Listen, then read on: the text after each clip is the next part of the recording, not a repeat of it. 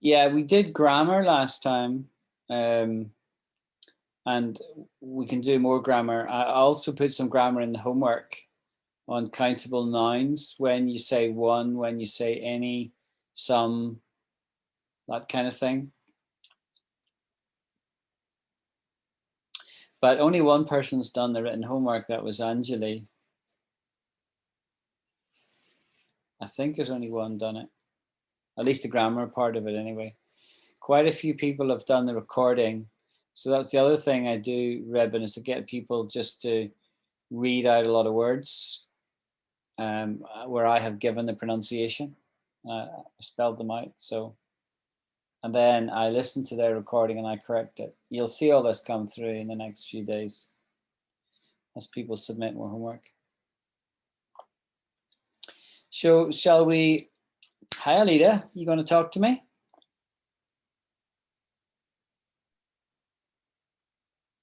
Hi, teacher. Hi. I'm driving at home. You're still driving? Yes, teacher. Okay.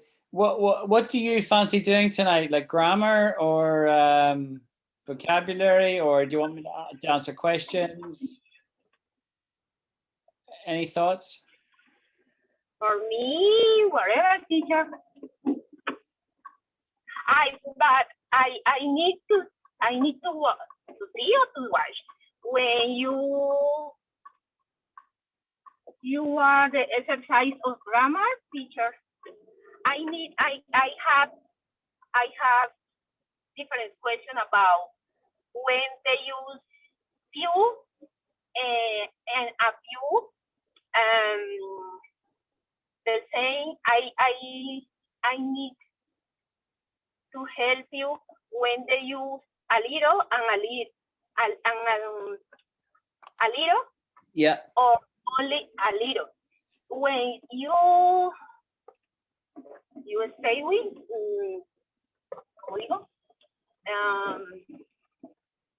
waiting for me, please, for the exercise to grammar. Yeah, I can do some more grammar from that English website we did before. I've looked out some more lessons on that. Yeah, no problem. Okay, thank you. So Io is going to join us. She's going to be a bit late as well, but she is going to join us. So I reckon probably about past we'll be fully quorate. Right, let me pull up the grammar then that I've looked out.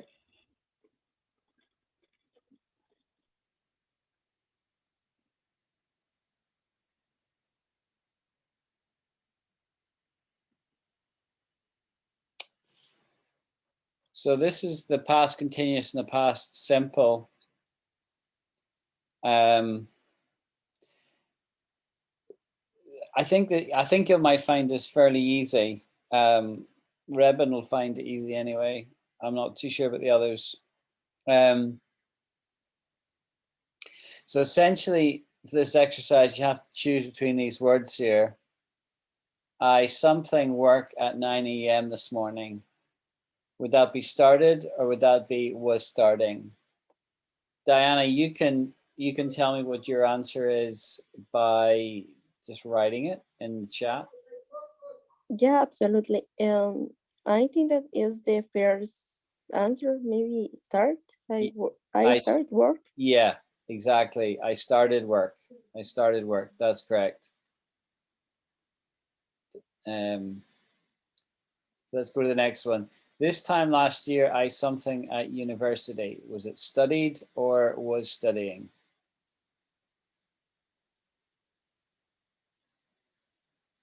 This is a harder one. This is a harder one. Maybe I was, let me see. I started at university. Studied. I was studying would be the right answer here. Oh, okay. I was, this time last year, I was studying. maybe it's the past. This is the past continuous, right? I was Yeah. starting. Exactly. Oh, okay, thank you. Exactly.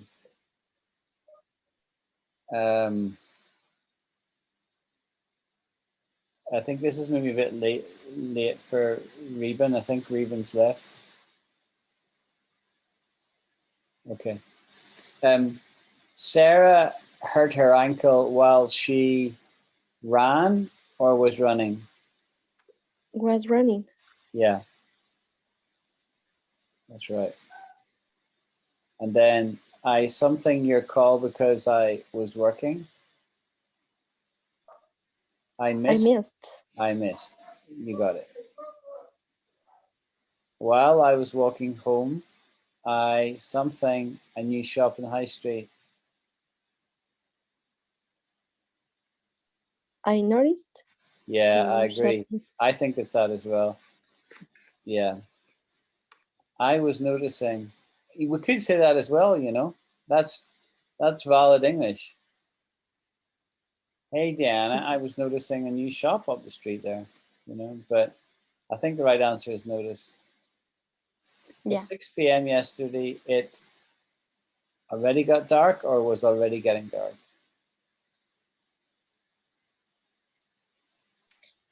Oh, this is very confused. Maybe already got, but I'm not sure. No.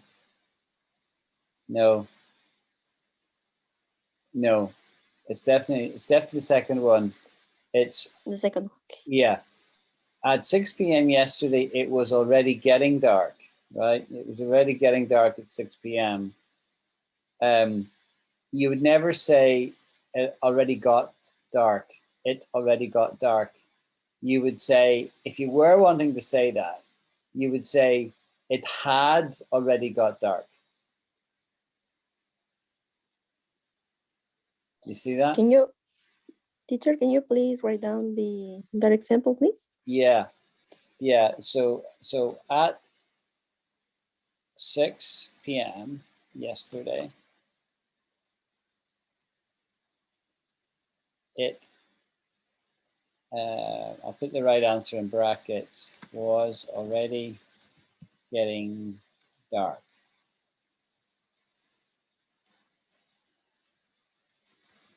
That's the correct answer. So I'll mark that like that. Okay. Now, so what I'll do then, I'll stick that there. So then we'll see the same thing, but if we wanted to say,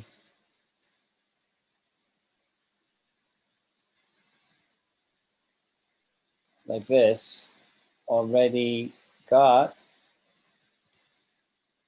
I'll mark this as incorrect.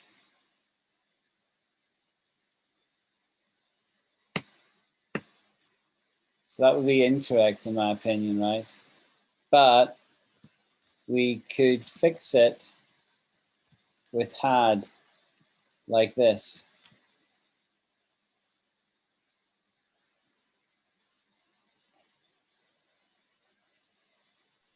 Oh, okay. Yeah, I can see it. Thank you, teacher. It had already got dark. You know, that would be valid. You'd have to put had in there. So the next one, we're nearly through here. I saw you driving down Green Street yesterday. Where did you go, or where were you going? Where are you going? Yeah, maybe. I agree. This is what I think, you know. We'll probably find that we'll get one of these wrong. We'll find out in a moment. When we saw the crime, we something the police. We called the police or we're calling the police? We're calling? We were calling? Maybe? No. What you'd say there is we called, right? You'd always say we called it. If you wanted to say we're calling, you'd have to use the word while.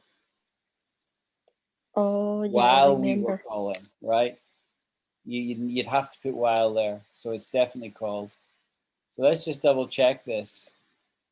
We got 8 out of 8, so that's cool. And as if by magic, EO appeared. Good afternoon. Sorry for my. That's all right. That's all right. So we just did one of the grammar exercises, and Dana helped me with that. And she's not come on video because she's got a fever, so that's fine. So what we'll do is we'll go to the next grammar exercise, and Alita is still driving home in her car. Was this the one we did?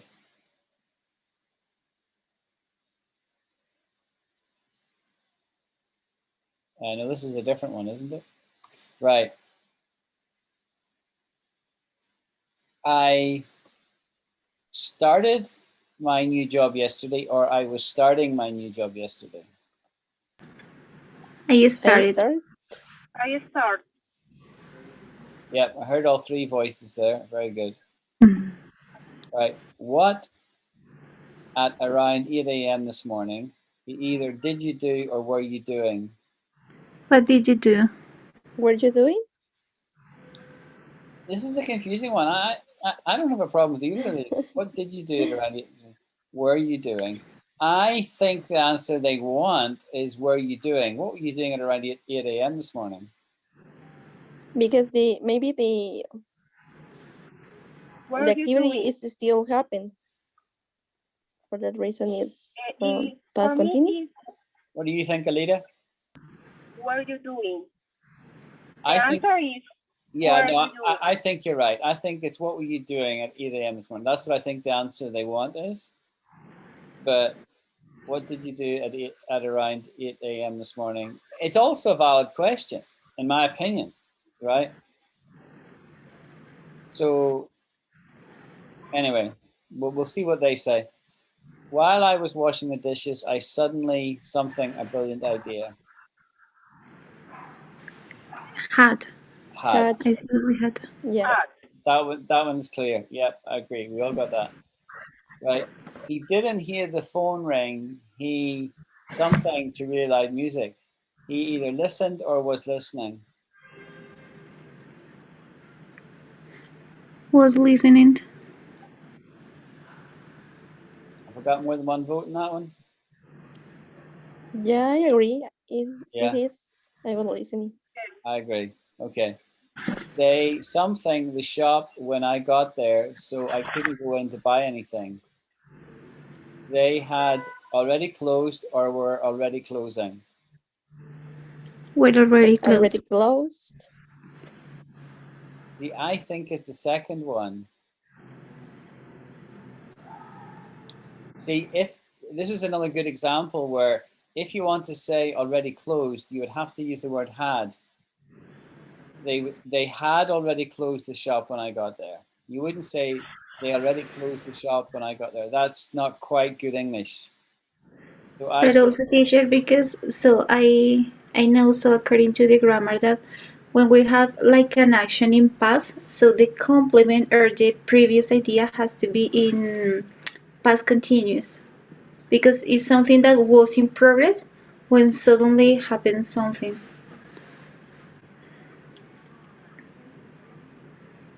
Yeah. Okay. Didn't fully follow that. That's just me being slow and tired tonight.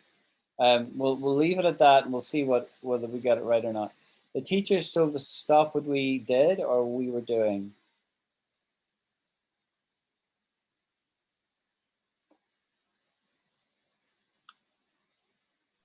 Maybe we're doing. Yeah. Yeah, that's what I think as well. You cool with that, Alita?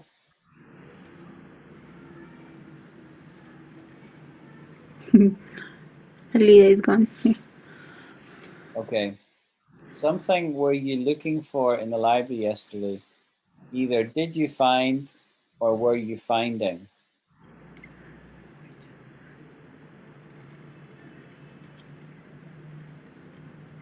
Did you find?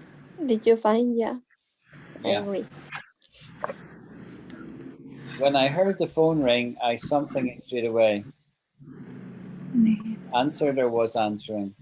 Was answering. Well, what do you think, Diana? Maybe answered. Yeah, you do this all day, right? Your phone rings and you answer it, right? You answer it straight away. You don't was answering. That's definitely wrong answer there, I'm afraid. Okay, let's see if we got them all right. We got 8 out of 8. Yo! Teamwork got us there. So, is everybody comfortable with all of those? Or do I need to go back over any of them?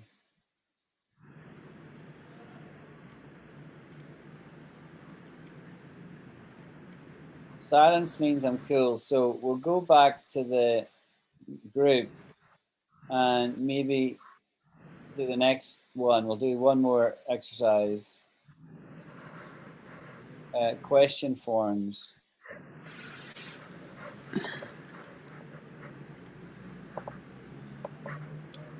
Look at these examples to see how questions are made. Is he a teacher? Does she eat meat? When did you get here? How much does a train ticket cost? Right? Grammar explanation. To make questions, we often put the verb before the subject. This is called inversion. Yeah, now this is where Spanish differs from English. Because in Spanish, you just make the statement and change the intonation, right?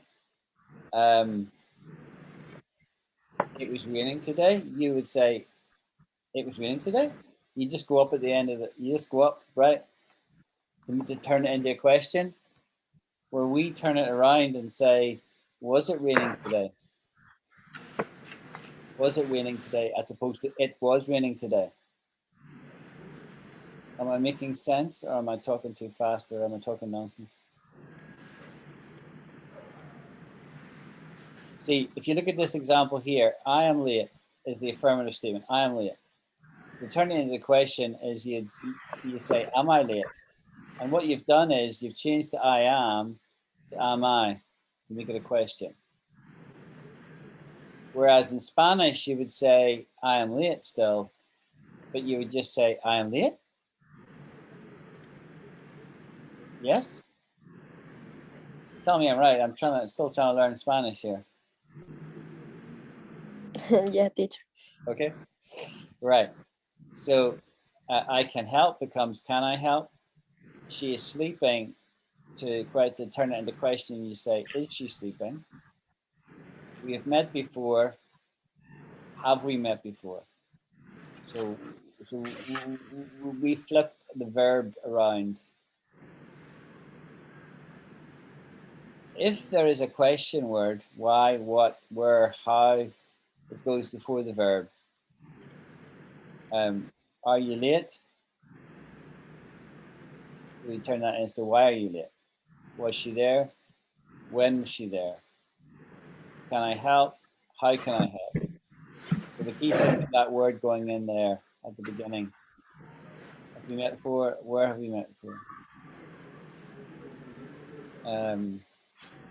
This is true for sentences with be. Sentences that have auxiliary verbs, they are waiting, she has finished, and sentences with modal verbs, can, will, should, might. Questions in the present simple and past simple. For other verbs in the present simple, we use auxiliary verb do and does in the question. You work at home becomes do you work at home? Question with question word, where do you work?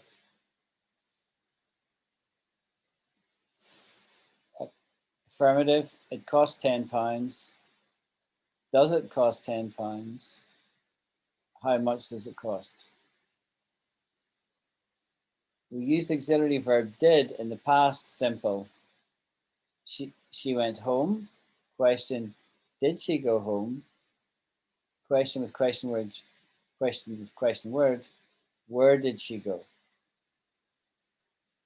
Affirmative, they went to the cinema.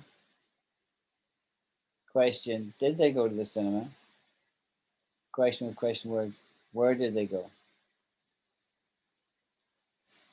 In some questions, who or what is the subject of the verb? There's no inversion of subject and verb in these questions. Who broke the window? Who is knocking on the door?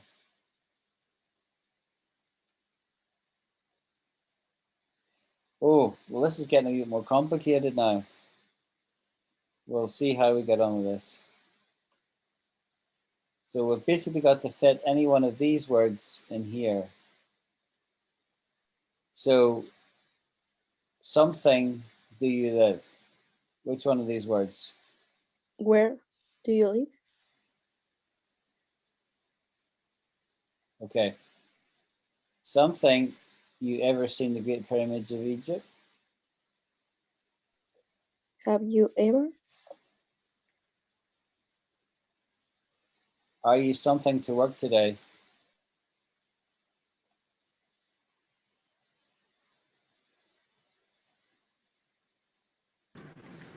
Going. Yeah. What time do you use something to work? Go to work? Yeah. Something, you see the kids from here? Can. Can, yeah. Something happened, you're all wet. What happened? Yeah. Would you something a cup of tea? Would you like? Wait, yeah.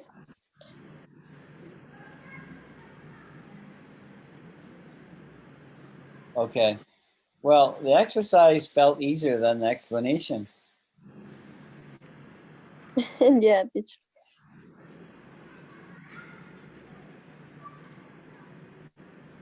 Pretty easy. Yeah, it was quite easy. So we'll do another one then. We'll do one more. You okay with that? Yeah, it's okay. Verbs followed by ing and to plus the infinitive.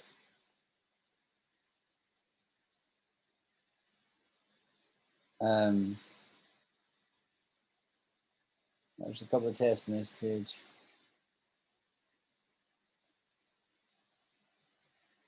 Okay, I enjoy something online games. Playing or to play? Playing. Playing, yeah. My brother promised something us to the airport. Taking us.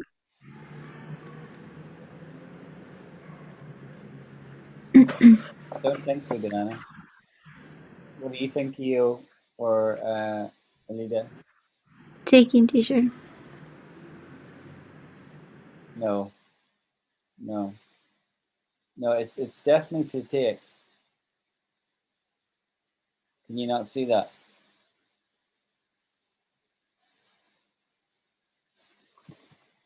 Oh, See, maybe it's because promise is in past, teacher. say that Maybe. again, Dana. What was that again? Say that. Yeah, maybe. This is definitely the answer, right? Because the verb promise is in past. My brother promised. Yes, teacher, is to. It's definitely Is to, followed right? by to. Yeah, it's definitely to, right? Because taking is like a continuous thing, right? You don't promise taking. You know, that's just wrong. It's hard for me to explain why it's wrong, but it's definitely wrong. Yeah. But in Spanish, is something similar, teacher, is with the verb followed by infinitive. Okay. If you feel ill, Dana can answer this one. Avoid something, any hard exercise. Doing. Is the sick girl agreeing? Diana? Avoiding doing any exercise? Yeah, I'm enjoying for that, but Okay. it's very confused. Yeah, doing. Avoid doing any exercise. Does that make sense to you? Yes, Mister. I'm just pausing to hear from Diana. Are you comfortable with that, Diana? I don't want to rush past it. If anyone's uncomfortable with anything. So, And yeah, teacher, I can see the difference. yeah, okay, cool. I would like something, a reservation, please. Either making or to make. Making. Making. No, afraid not. No? No. I would like to make a reservation. Ah, yes. Oh Yes, yeah, in this I case, it's remember. I would like. Yeah. due to wood. Yeah. I suggest something in museums while you're in London. Visiting or Visiting. visiting. Past tense. Visiting. Yeah. Yeah, yeah. Would you mind something for me a few minutes? To Waiting? wait. No, no, no. We'll do this. Waiting. Yeah, yeah. Do you mind waiting for me a few minutes? Do you mind to wait? No, that would not be right. It's definitely waiting.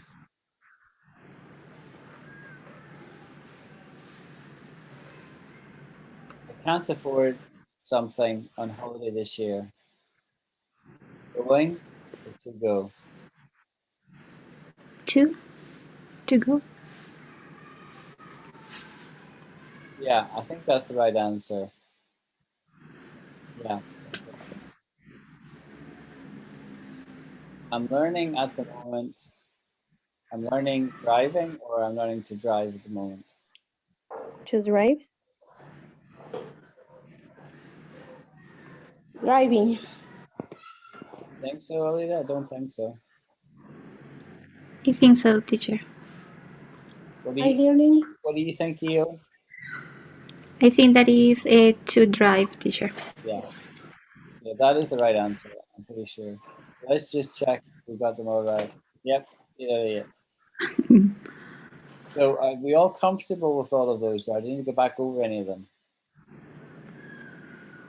Teacher, there is like I don't know, like a trick or maybe like a secret to know what verbs are followed by gerund and or infinitive, or it's just for memorizing those verbs. Are you making a statement or asking me a question, Eo? Sorry, I didn't quite get that. Sorry, teacher. Are you asking me a question or are you making a statement? No, I ask you, teacher. So that if there is maybe like a trick or a grammar rule to know what verbs are followed by gerund or by infinitive, because so what I know is because I memorized those verbs before, but there are many other verbs that I don't know if are followed by gerund or by infinitive. Yeah, I'm just laughing at you because you're saying verbs. So you're using the Spanish pronunciation of the B.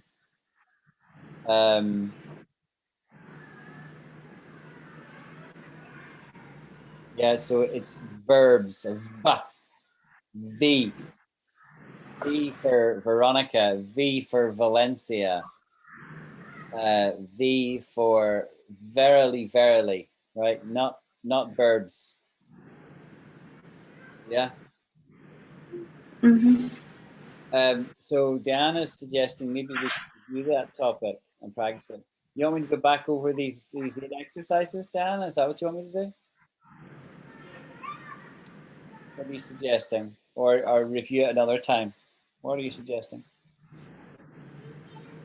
Come again, teacher. Sorry, I'm I trying to didn't understand understand. what Diana is suggesting. Yeah, she's suggesting another time we'll go back over this because it's maybe not straightforward. We'll get a bit of practice with the second exercise and then we'll make that an end of the exercises tonight.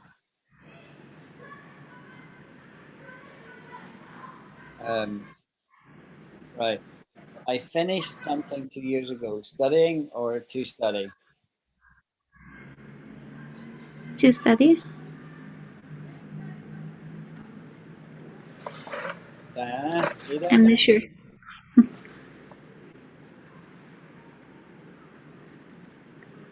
Any inspiration, Alida?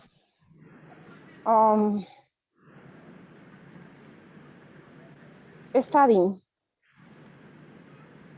Studying. You think it's studying or to study? Yes, for me. To studying. Studying, yes. Yeah, I agree. That's right. Do you see that, Eo? Yeah, teacher. Okay. Right. Avoid something if you feel tired or sleepy. Driving or to drive? Driving. Driving. That's right. Right. We hope something you again soon. To see. See? We hope to see you again. Yeah, I agree. Next summer, we're planning something our relatives. Visiting or to visit? To visit. To visit. To visit. Yeah, I agree. It's to visit. If you didn't want to say visiting, how would you fix it so it'd be right?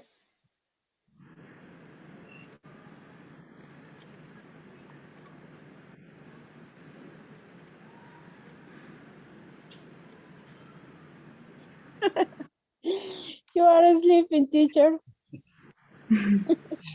I'll be snoring soon.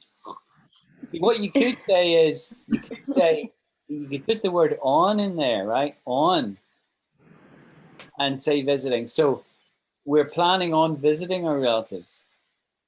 You see that? And that would be okay. Yes, summer. Yeah. When I come to Latin America, I'm planning on visiting as many of you guys as I can. Yeah. You knew that, didn't you?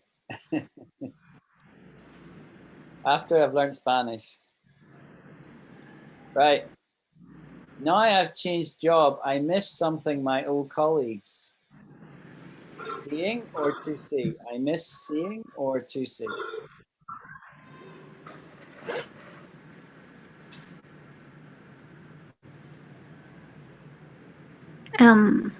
Seeing? You're saying seeing? Yeah, see, teacher. Yeah, I think you're right. I guess.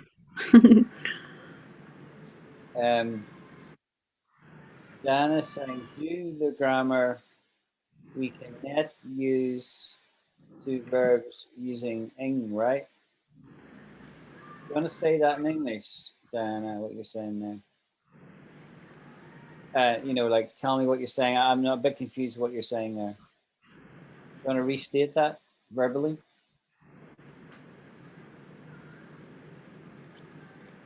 And for example, teacher, we can never use, for example, I am watching or watching seeing movies. It's incorrect, right? Using all the two verbs with ing, with the ing.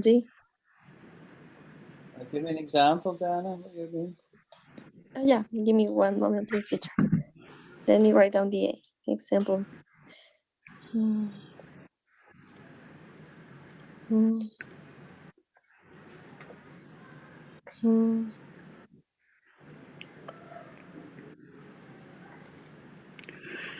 Just a moment, please, teacher. I'm sorry. I mean, my initial reaction to that question is, I don't think you can. If I say I'm running, I don't think I can use another ing around that. Say I'm quickly running. or I'm slowly walking. But you can't say an ing and an ing.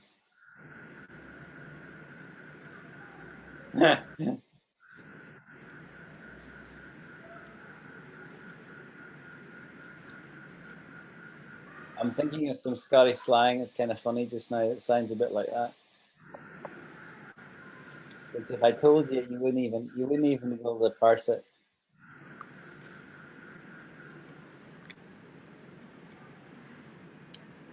Right. I'll go to the next one. Teacher, but this misses with ing, no? This one here. But I guess that misses, yes, seeing. Yeah?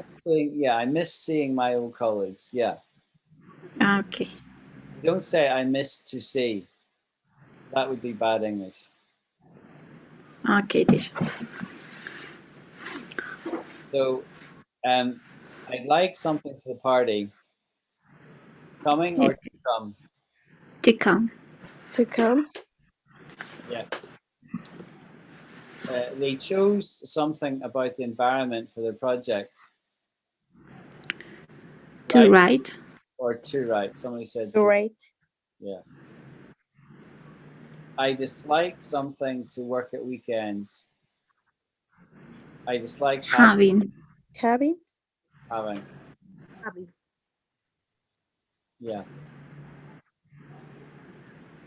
I dislike to have to work.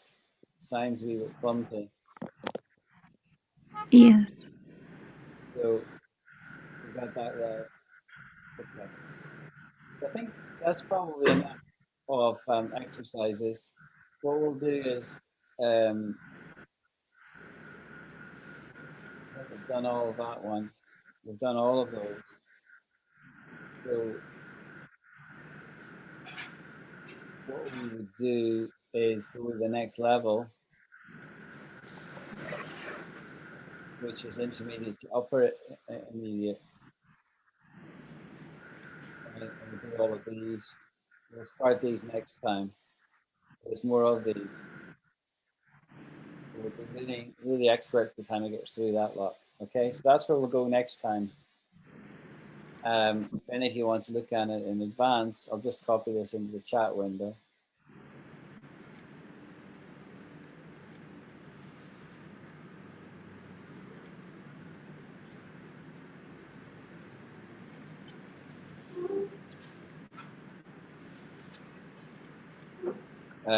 Okay, let me stop sharing the screen. Right.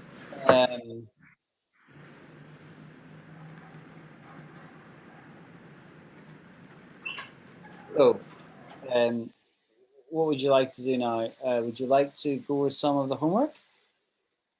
Or looking for questions at me or anything? How are we doing time-wise? We've been going for 45 minutes. We'll go for another 15 minutes at least. So, what would you like to do, guys? Go over homework, or would you like me to teach you some new words? Would you like me to, we can do a role play like we've done in the past, you know, booking hotels or taking a meal or doing a job interview. We do a role play if you like. What would you like to do? This is your time. Or you can just ask me questions and practice, therefore, speaking. We could have a debate if you want and argue. Argue black is white, if that would be fun. Fancy that. So, what do you want to do?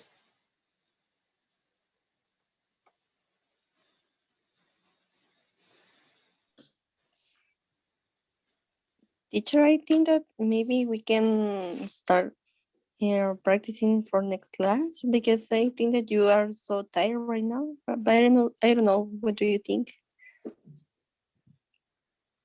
Did you say practice for next class? So I'll give you 10 more minutes. So we'll do the full hour. It's just about 10 minutes to midnight. So we'll go to midnight. So we've got 11 minutes left. Mister, so more than a question, so I don't know, I have like a suggestion that is so if it is possible, for example, that on the chat or maybe I don't know, so in this part of the class we can practice the words and the expression that we saw during the week, because so I mean when when I doing the task, then I forgot, for example, some definitions, but also the expressions, and also because so according to the corrections that you did in our um, um, tasks or exercises, sometimes I don't have clear, for example, how should I use some of these words or expressions. For example, in the last one about the word foster. Yeah, I don't know if it is a correct pronunciation. So my example was something like the software fostered the people to study medicine, but the correction was something like I don't remember quite well what was like the introduction, but so finally foster doesn't sorry didn't wasn't used with the software, was used with people, I think. I don't remember quite well, teacher. So what I mean is that I would like to practice more every one word that we look for in those exercises, if it is possible. Yeah. Okay. That's no problem.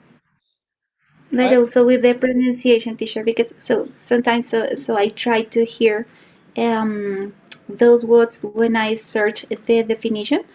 But if we don't put into practice those words, so easily are forgotten. I know. Yeah, I get that. So,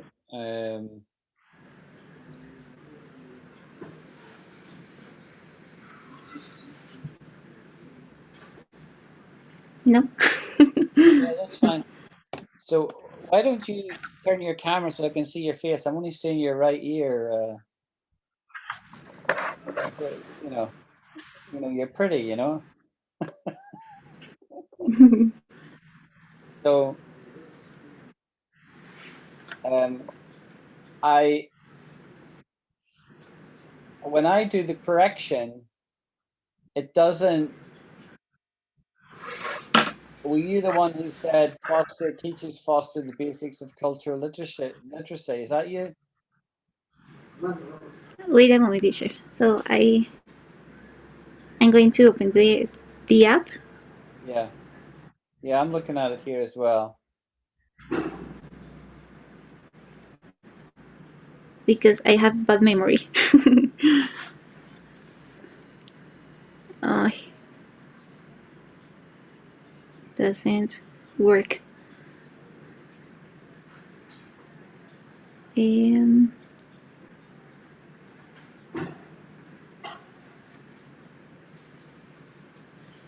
Yeah, oh, yeah. I don't find it.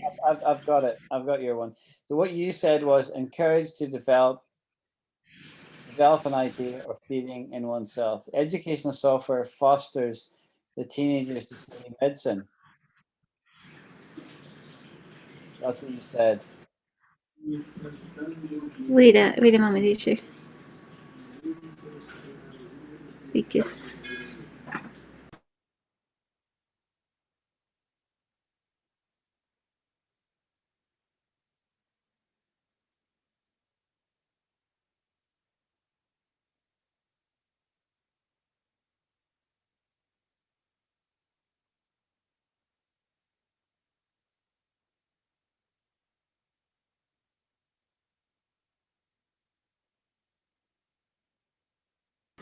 No, teacher, I can't find it. So I have got What is it? what you said in front of me and my correction. So what you said was the educational software fosters the teenagers to study medicine, Yeah, teacher. right? And I don't remember quite well what was the correction, Yeah, but so I've got that I in front didn't of me. comprehend how that works in a sentence. Yeah. So I've got it in front of me, right? So maybe I'll try and share it on the screen. So just see if that as a thing. So let me pull up my pictures and it'll appear now. Right. Let me share the screen again.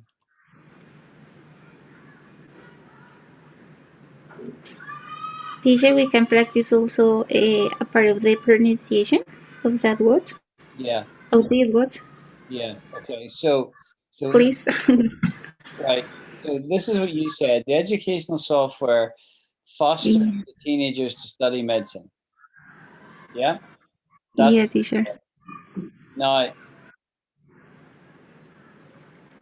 you Yes. Why in that case we can't use foster in and so the most accurate is encourage. yeah, Encourage. yeah, yeah. Um yeah, because you wouldn't say fosters the teenagers. This is it's hard for me to explain, but this is an incorrect statement, right? This is this statement here. The educational software fosters the teenagers to study medicine. And so what I said is if you wanted to keep the sentence, the sentiment of the sentence the same, the way Mhm. you do it is you would say the educational software encourages the teenagers to study medicine. That makes sense, right? Fosters doesn't there, but encourages does. I then said, however, the biology teacher's enthusiasm was infectious and fostered a genuine interest in many of them to pursue a medical career. So the point is the fostering is going on the in the people it's talking about, right? And that is normally done by another person or something. Um,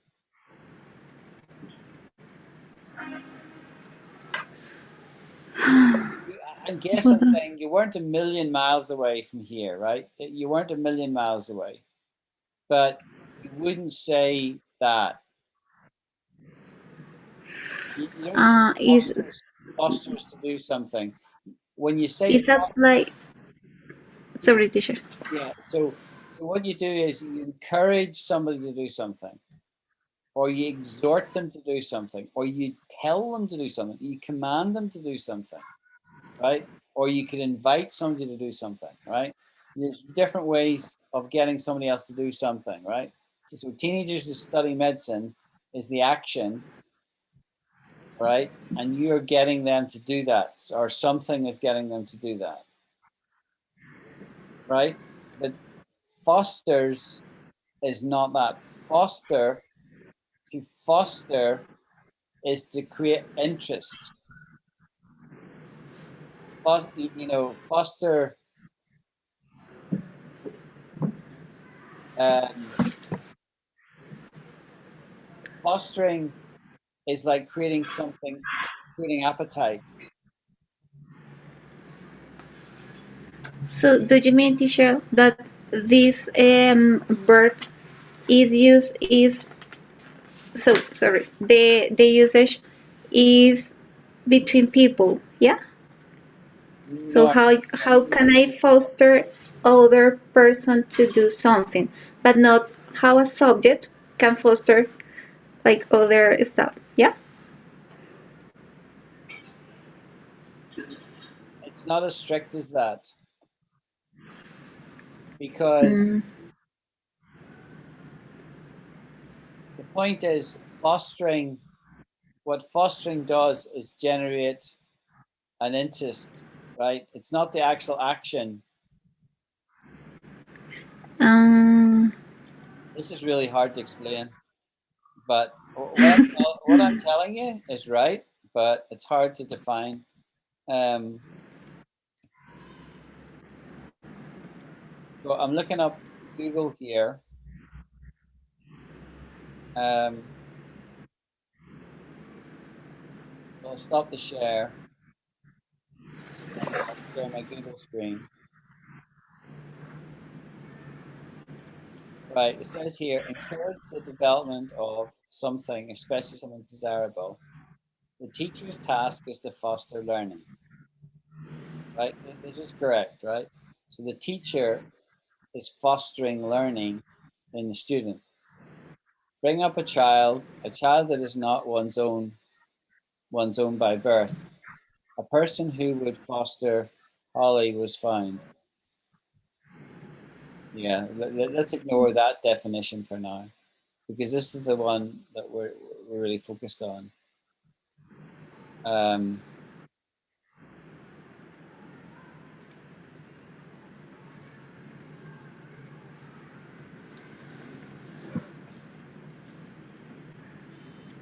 Let's look up Cambridge's definition.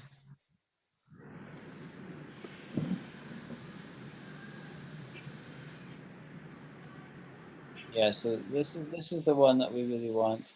To encourage the development or growth of ideas or feelings. I'm trying to foster an interest in classical music in my children. They were discussing the best way to foster democracy and prosperity, is that, in the former communist countries. Yeah, I have a thing set in my browser to turn random words into Spanish to help me learn vocabulary, which is not a problem for you guys. Yeah, so this is the particular definition that we're looking at, right? Encourage the development or growth of ideas or feelings. So it's not action, it's the feelings, it's the ideas. So your thing said the software fosters the teenagers to study medicine. No, it doesn't. It could encourage them, right? But you could say the software fosters an interest in the teenagers to study medicine. That would be okay.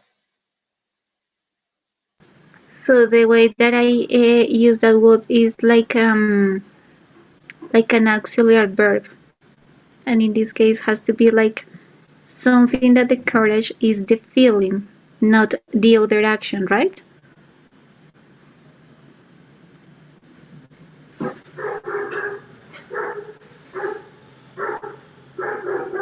Sorry. I think you'd be better to put your camera off, or else put your camera around like me so I can see your face. I find it very hard just seeing part of your face, EO. So if you don't want to be on camera, turn your camera off. If you don't mind being on camera, turn it around so I can see it. Just because I'm only getting your right ear, it's quite disconcerting.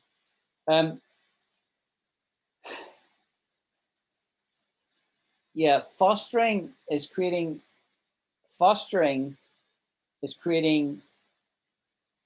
an interest, an appetite.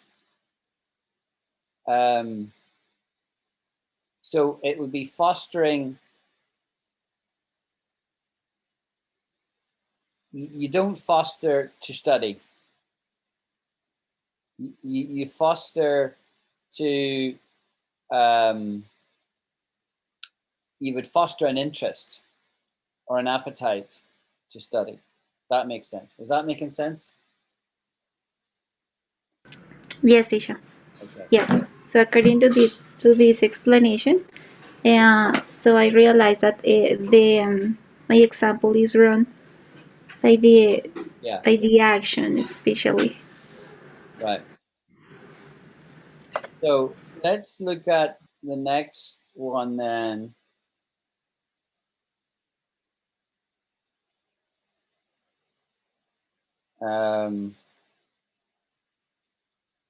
Engender. Many people engender anxiety and depression because of lockdown. I said better the pandemic and lockdown engendered anxiety and depression in many people. Should I put this up on the screen maybe? Let me do that. I'll pull this up on the screen.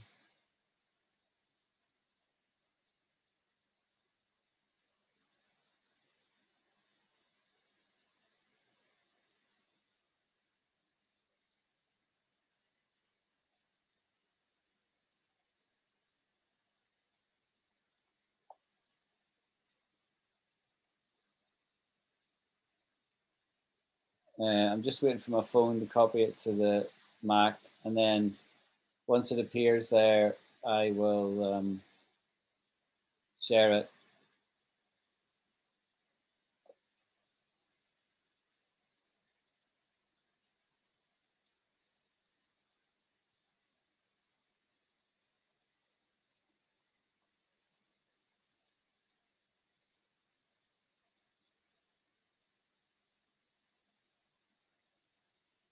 I don't know why it's not getting there. It's on my phone already.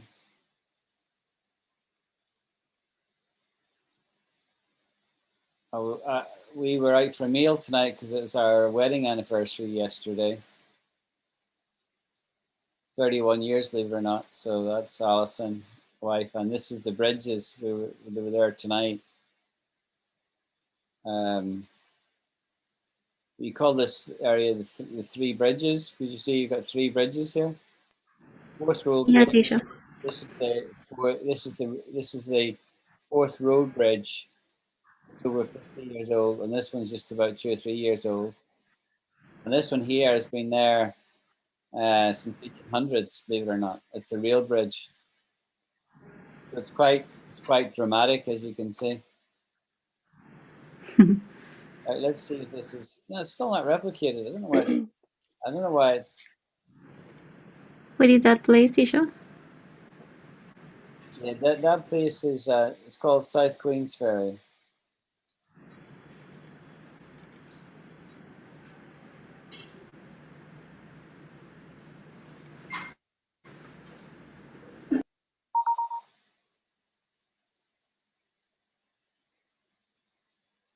So I've just airdropped it instead.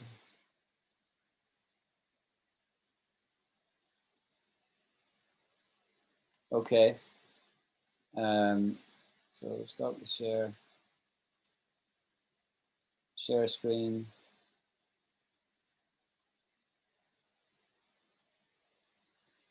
Okay. So what you said was many people engender anxiety and depression because of lockdown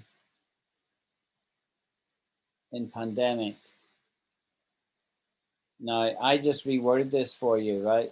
To say this is essentially wrong there, the way that is. So what I said is the pandemic and lockdown engendered anxiety and depression in many people. So it's something does the engendering. It was the events of the pandemic and the lockdown that engendered the anxiety. But you wouldn't say people engender anxiety.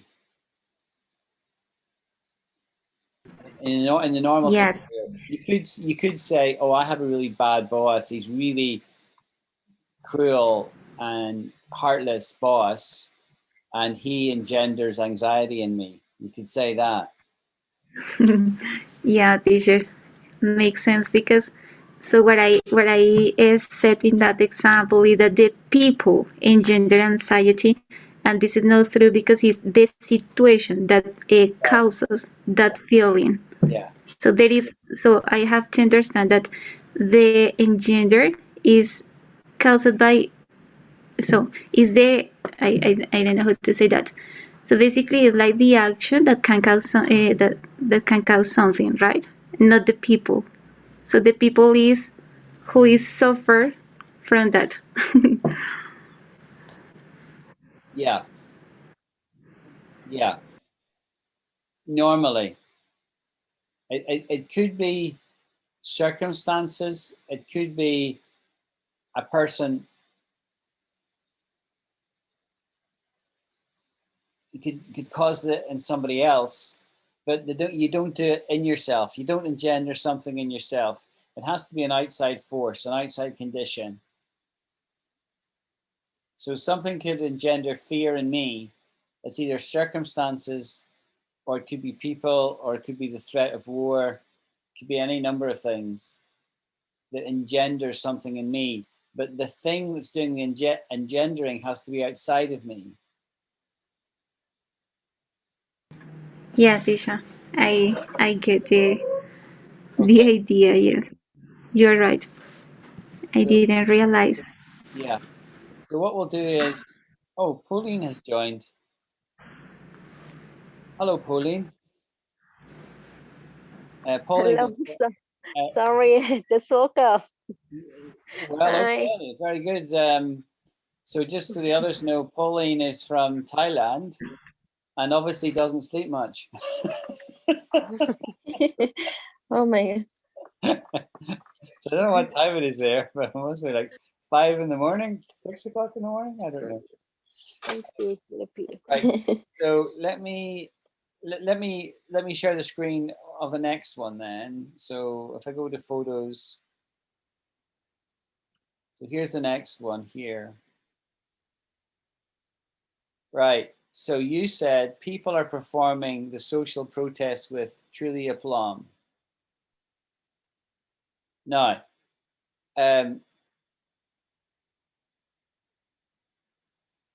we'd never, what I said was, we'd never put truly, which is an adverb, in front of aplomb, which is a noun, right? That's just bad, right? That, unfortunately, that would never happen. You never say truly aplomb, ever. You could put an adjective there if you really needed it, like amazing. So I said you could change this to amazing aplomb. People are performing the social protest with amazing aplomb. That would be okay, right?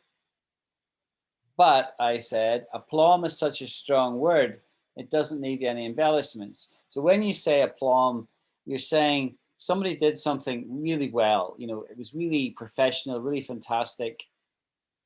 You know, so you don't need to add something to that word, right? It's a strong word. Remember we talked in the past about strong and weak words. So you don't put the words like very, or, you know, other words like the trans strengthening words, or great. You could say great aplomb, but aplomb is such a strong word, you typically wouldn't say great in front of it. Okay, sir. So it's like a redundancy? Redundancy? I don't know how to say that. Yeah, I think you're trying to say it's redundant. Yeah. Yeah. Yeah, that is the word that I try to use. Yeah, it's redundant. So like, for example, another example using different words are, you would never say something is very fantastic, because fantastic is such a strong word that stands on its own. That is fantastic. If you did want to add something to fantastic, you might say, that's absolutely fantastic, right? But I mean, it has to be incredible to be absolutely fantastic, if you know what I mean.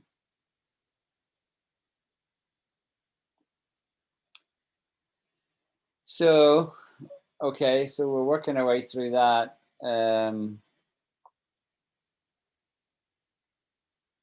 I think that's probably the most of it.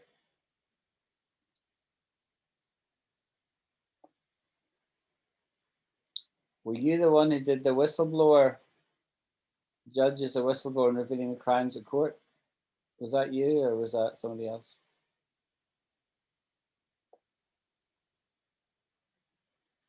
Can you remember? So, shall we finish off with a bit of pronunciation? Do you want to do some pronunciation? You're all on mute, so I can't hear anybody. You've all abandoned me. You're all on mute and you're all camera off.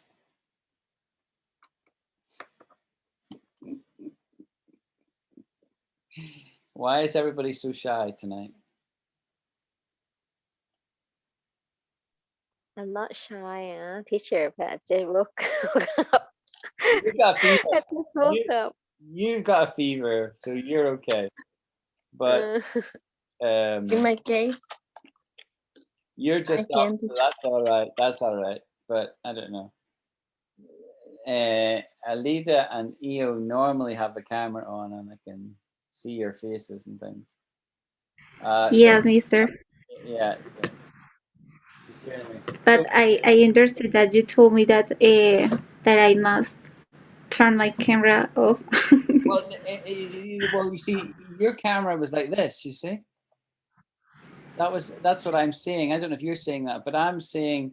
You see how you're just seeing the very side of my face.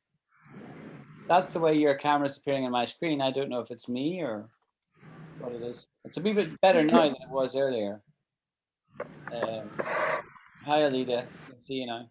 So I'll pull up the exercise. Let me do that.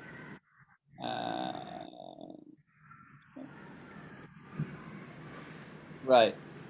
So this is the vocabulary here that we did: foolhardy, hangups, segue, milieu, poise, aplomb, engender, foster, coasting, whistleblower, and egalitarian. Now, quite a few people struggled with this to coast and coasting. I mean, lots of people struggle with that. Everybody was okay with coast. The coast of Nicaragua, but people struggle with what to coast means in coasting. So I have explained it in some of the homeworks that went back. And does everybody understand that? Does everybody understand that when you say coast, that's a noun, and that's referring to the edge of the country between the sea? But when you say to coast, you're using the word coast as a verb, and you're really meaning something entirely different.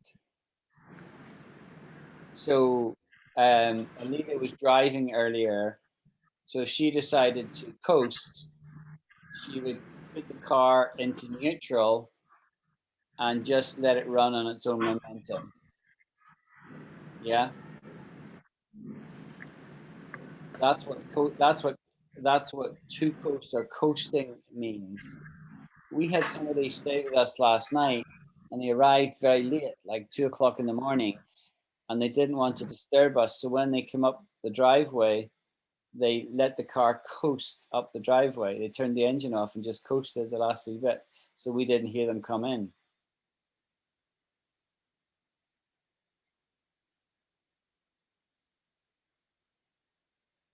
So that's what coasting is. So does anybody in the group have any problem with any of these words that I need to explain, either meaning or pronunciation? Like milieu is a French word, so that's kind of hard to say, milieu.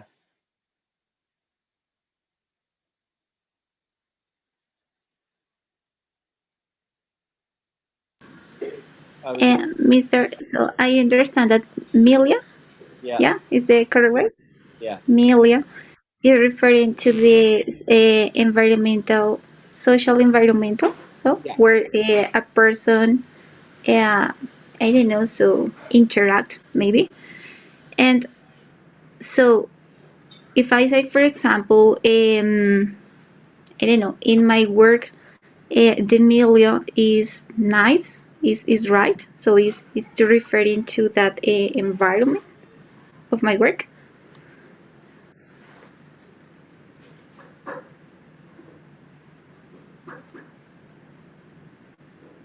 You could say that. Yeah. It's not a perfect. So what I mean is that in these social relationships, instead using environment, I have to use, or I should use, milieu, right? Yeah, you could. You Yeah, you could do that. You wouldn't typically do that though. Not typically. You would typically use it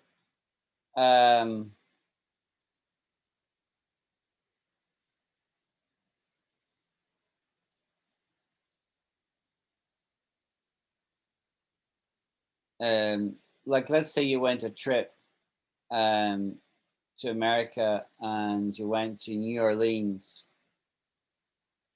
and there's a certain vibe about New Orleans, right? Jazz,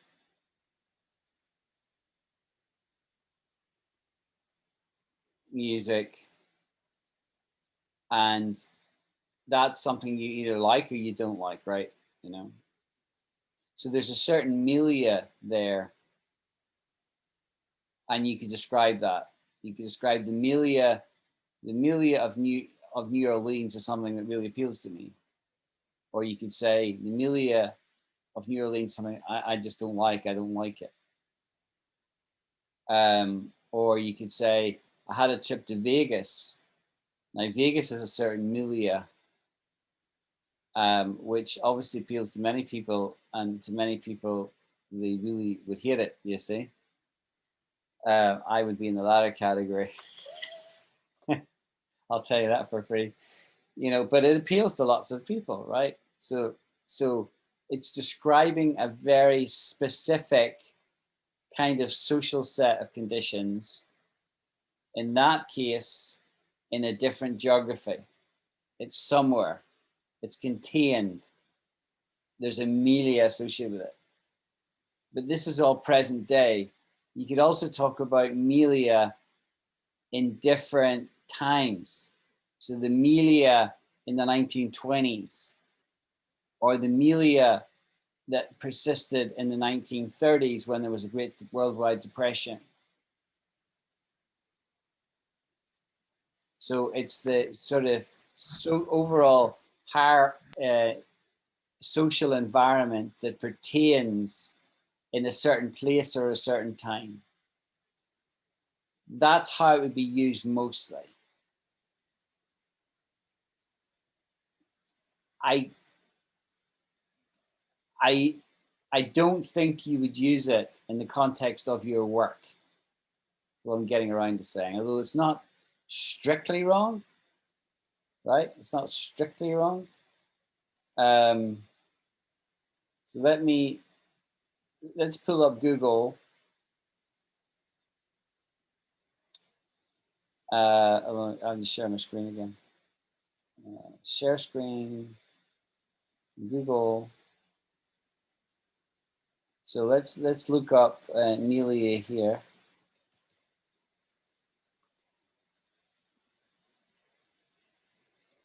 The people, physical, social conditions, and events that provide the environment in which someone acts or lives. It is the study of the social and cultural milieu in which Michelangelo lived and worked. So that's talking about a different time, yeah, and a different place. So that's changing two vectors. It's like pointing to an environment and a time, but it's thinking about the social conditions in that environment and time.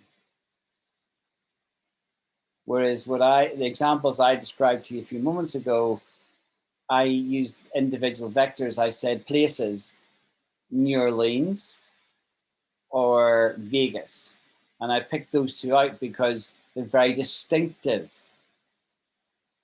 There's a certain vibe. And then I went on the time vector and I said the milieu in the 2030s, in the 1930s or the 1920s or the 1940s, there's a certain vibe.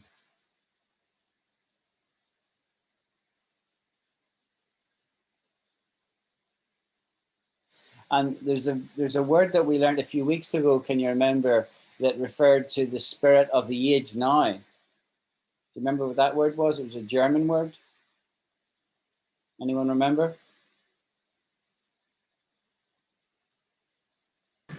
No, sir. I don't remember. well, this is good. You see, we'll go over these things again. This was the word zeitgeist. Do you remember that? The zeitgeist. Yeah, yeah, I remember that. Yes. Yeah, teacher. What I need to do is I need to take my wee toucan, turn the words into Spanish off. It's So not. those words are similar, right, teacher? So are referring to like the specific, I don't know, characteristics that the time or the people have in a moment. Yeah, yeah. So this is Mm. the spirit of the age, and the reason I brought this one up was it's kind of in the same milieu as milieu. You know, milieu is the social conditions. This is the general set of ideas, beliefs, feelings that are typical of a period of time. So you can see that's quite similar. It's like, For example, teacher, in, after the pandemic or during the pandemic, yeah, the words to have segue,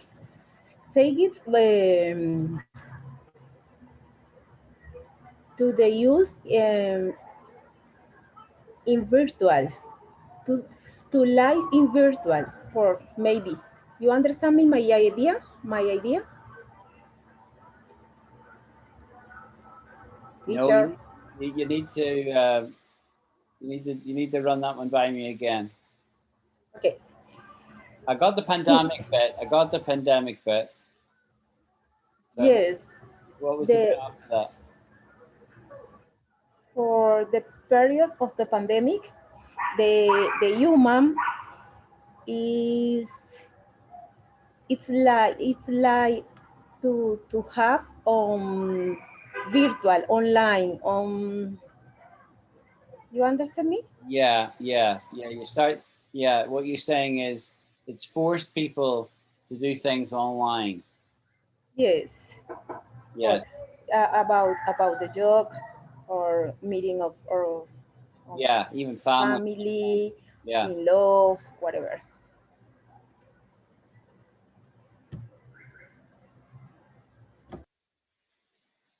yeah. So we'll use that as an example in a minute. So I just done a sort of wiki diss here, which is always quite interesting between milieu and zeitgeist. What's the difference, right? So somebody's put this together. As nouns, the difference between milieu and zeitgeist is milieu is the social background and environment, while zeitgeist is the spirit of the age, the taste, outlook, spirit, characteristic of the period. Okay, so the key thing is milieu is the social background and zeitgeist is more the spirit of the age. Sorry, teacher. Hello. Hi, Pauline. What about ambience? Is it like milieu, ambience, and Yes, vibe? Uh, that's a really good question, right? Ambience. mhm. Ambience, I like to pronounce it ambience, but ambience, you can pronounce it either Ambience. way. Ambience or ambience is normally associated with a building, right? So I really like the ambience in this place, right? I like that. It's nice. The ambience, the feeling I get. I went to this restaurant and I really like the ambience, right? You'd never speak about the zeitgeist of a restaurant. You'd never speak about the milieu of a restaurant, but you would speak about the ambience of the restaurant. So it's not a million miles away, but it's different, right? Let's just look up what it says about ambience.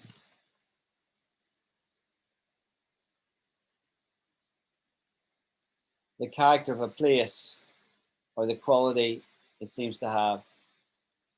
So it's not to do with the age, it's to do with the place. So milieu is more to do with people. Zeitgeist is more to do with the overall spirit of the age. And ambience is to do with a building, right?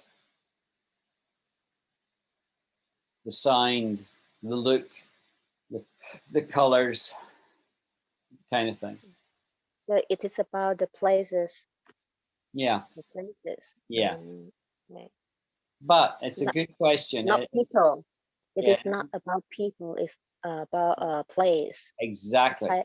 A kind of a place at the moment. Something like that. Yeah. Okay. Thank you, teacher. And there's a few other words using here like atmosphere, vibe, climate, tone.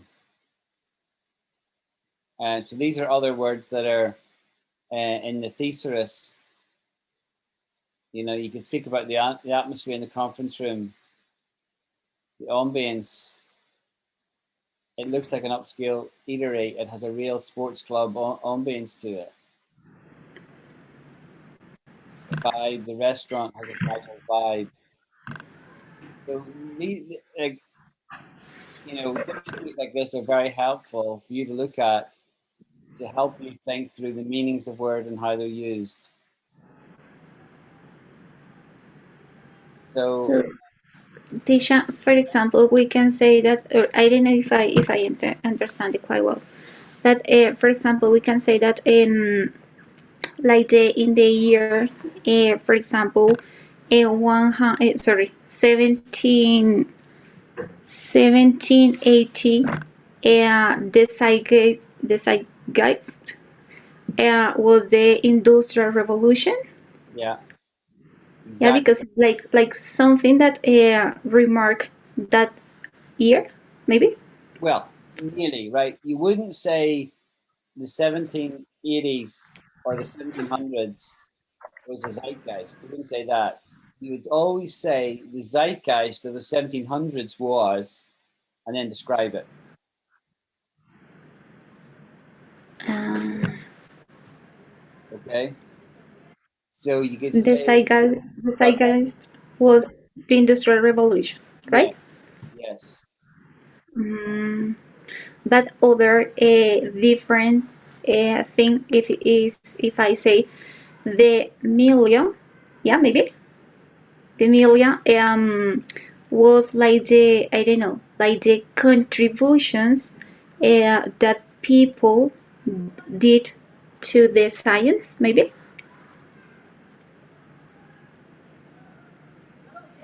Because one of them is referring to like the general context, yeah, what was like the spirit or like the most remarkable, I don't know how to say that, like sign that was in that epoch. But the other one is like referring to the environment, or yeah, that the people had in that time, maybe. So the million of people in the 1718 was, or were like this intelligence or like the advances in science. Yeah. Yeah. So, More or less. well, I think when I think about, times like that, when I think about people like, real new advances in science, like Galileo, Copernicus, and people like that, who were saying things like, actually, the Earth goes around the sun, as opposed to the sun going around the Earth. Do you remember? These guys were using their telescopes and basically saying things which were completely revolutionary. But this was regarded as heretical by the church because they had always taught that the sun goes around the earth and that the earth is the center of everything. Yeah. And so you had two forces there. You had this kind of enlightenment, but it was being repressed by the religious ecosystem at the time, where you weren't free to say what you thought. you know, there was a terrible amount of repression. You know, like Galileo was an amazing man. He was an absolute genius, but he wasn't really recognized in his day because of the, you know, oppression and so on. So if you were describing, you could speak, so that's the environment. So therefore, what you could do then is you could talk about the zeitgeist of that age was one of real repression and a lack of freedom. You know, you didn't really have freedom of speech in those days. You didn't have freedom of thought even, you know. You could get pronounced a heretic, you know. In the Dark Ages, you know, somebody could accuse a woman of being a witch and the next thing she's getting burned at the stake and this kind of thing. I mean, it seems unbelievable, but this is the kind of thing that happened just a few hundred years ago. So the zeitgeist is the spirit of the age of that time. And you could describe it. You could describe it, you know, explaining what happened and how that was different from other times. You know, like even before in the Roman period or the Greek period before that, and compared to modern times. And even when you talk about modern times, I mean, things vary across geography quite a bit. So like China is quite a different environment from Colombia, right? Or America or Britain. And I think we're very conscious in these kind of forums where we all come together, we come from different countries, and we can't always make assumptions about what it's like in the different environments. We need to educate one another on what it's like. So I think at some stage soon, I think what I'd like to do is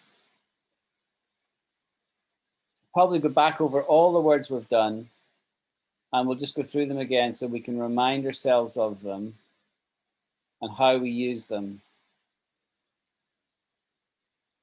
And also be cognizant of the fact that some of these words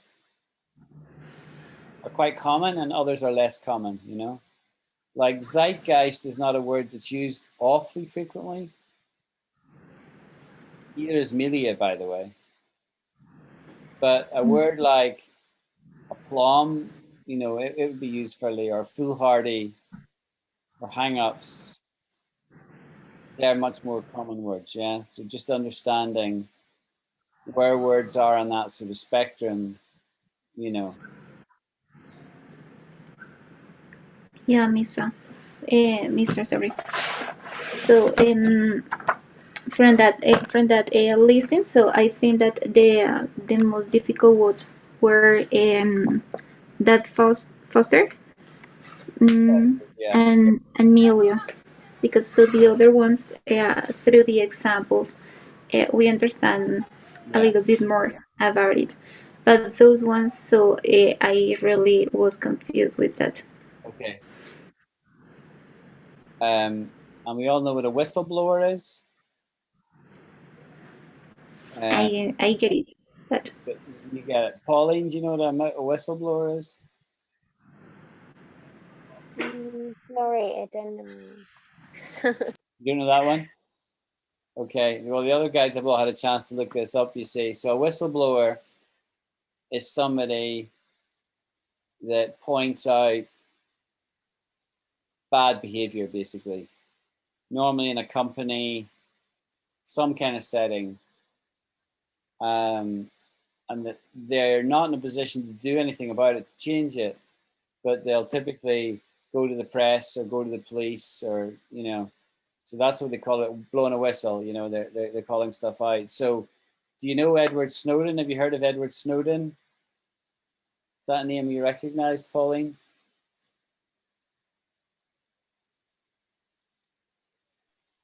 No, I'm Yeah. trying to understand. Am I speaking too quickly for you? Um, So let's look it up in the dictionary together, right? And we'll make this the last word we do tonight, guys, because I'm just going to fall asleep otherwise. Whistleblower. Well, they seem to want to have a as a hyphen. A person who tells someone in authority about something illegal that is happening, especially in a government department or company. That's a pretty good explanation. So I work in a bank, right? My day job is I work in a bank. So if there was something going on in that bank that was illegal, you know, such as insider dealing, and then I could see that, I might feel it's my duty to go and call that out to somebody and say, hey, I want to point out that these guys are doing this, or the bank is doing this thing. Yeah. If I did that, I would be a whistleblower. So a whistleblower is often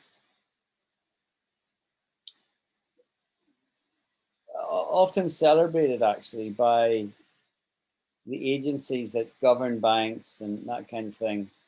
They like whistleblowers. But the people who are getting whistleblowed on are very unhappy about it because they can end up in jail and stuff like that. But it's because they're doing something illegal. You know, so you can't have a lot of sympathy for them. So that's what a whistleblower is.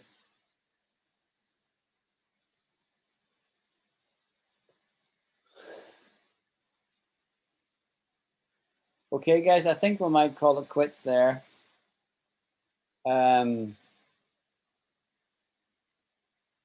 We've essentially got another week to the next class, so think about anything in particular you'd like me to cover. I think the grammar goes down quite well, so let's spend, like we did today, 20 minutes to half an hour on grammar. We can do some vocabulary, we can also do some expressions. Whatever you want, right? Because I think doing all this, listening to me talking, you guys talking in English, it all helps. It all moves the dial a little bit, right? It's going to take a while to move that dial right round to be completely fluent, but you will all get there. I mean, you can all speak in English now better than I can speak Spanish. Much better. You can communicate in written form. You can communicate verbally. You can listen. I don't have to slow up too much.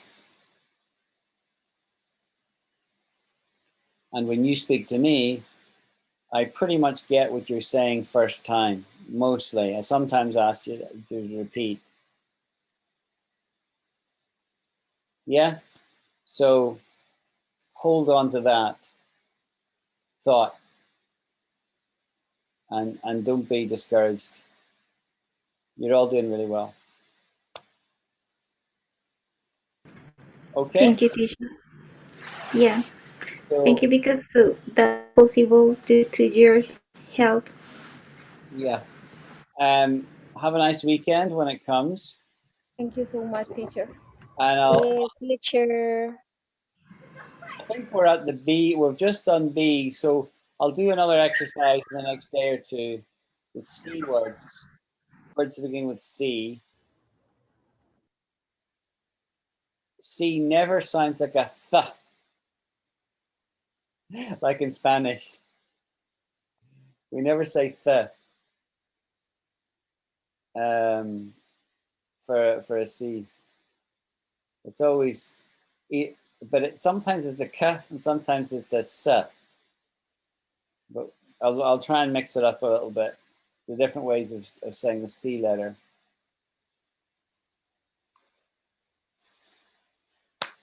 Okie dokie. Okie dokie, mister. Okie dokie. Bye, everyone. Okay, okay. Bye, Good teacher. night, Grace. Good night. Bye, Bye. everyone. Good night. Leda Thank you and so Mark. much. Bye, girls. Bye.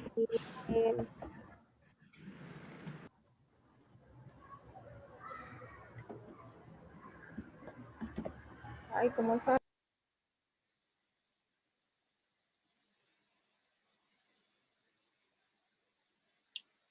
I need to stop the recording first. That's me. Stop the recording.